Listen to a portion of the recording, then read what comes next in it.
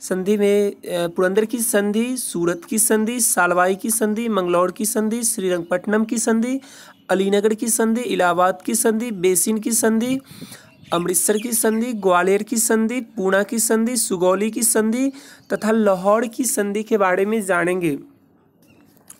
तो स्टार्ट करते हैं हम पुरंदर की संधि से। तो पुरंदर की संधि 1776 ईस्वी में पुरंदर की संधि कब हुई थी? तो 1776 ईस्वी में किसके किसके बीच हुई थी? तो सवाई जयसिंह एवं शिवाजी के बीच हुई थी।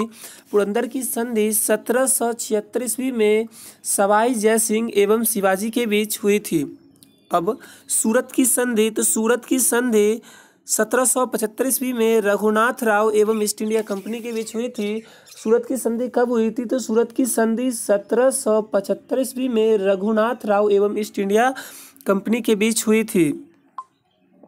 सालवाई की संधि 1782 ईस्वी में महादजी सिंधिया एवं अंग्रेजों के बीच हुई थी। सालवाई की संधि कब हुई थी? तो सालवाई की संधि 1782 ईस्वी में महादजी सिंधिया एवं अंग्रेजों के बीच हुई थी। नेक्स्ट संधि है मंगलौर की संधि।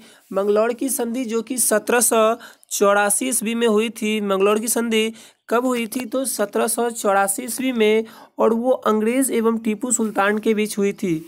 मंगलौर की संधि किनके बीच हुई थी? तो अंग्रेज एवं टीपू सुल्तान के बीच।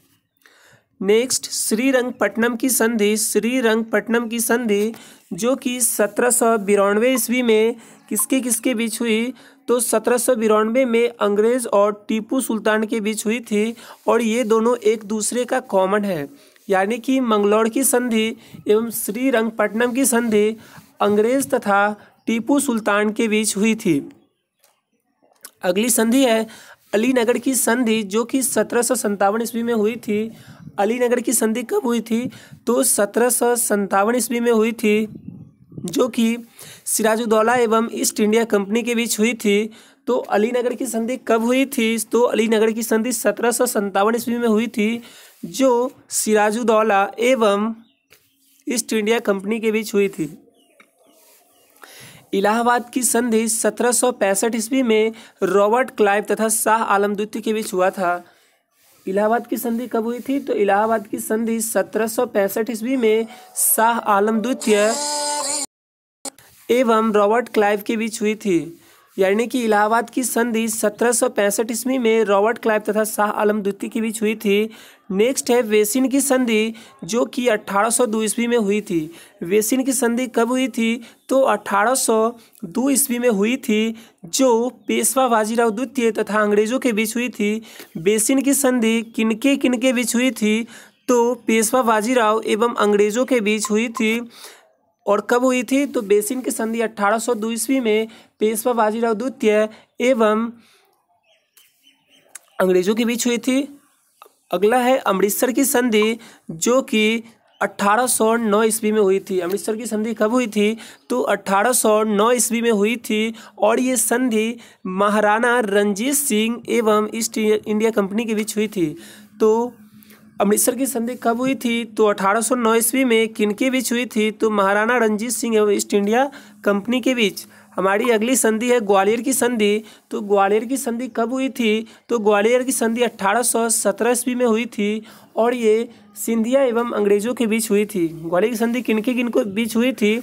तो सिंधिया एवं अंग्रेजों के बीच हुई थी, और अंग्रेज यानी कि लॉर्ड हेस्टिंग्स एवं सिंधिया के बीच ग्वालियर की संधि हुई थी। पूना की संधि 1817 ईस्वी में बाजीराव द्वितीय तथा अंग्रेजों से हुई थी।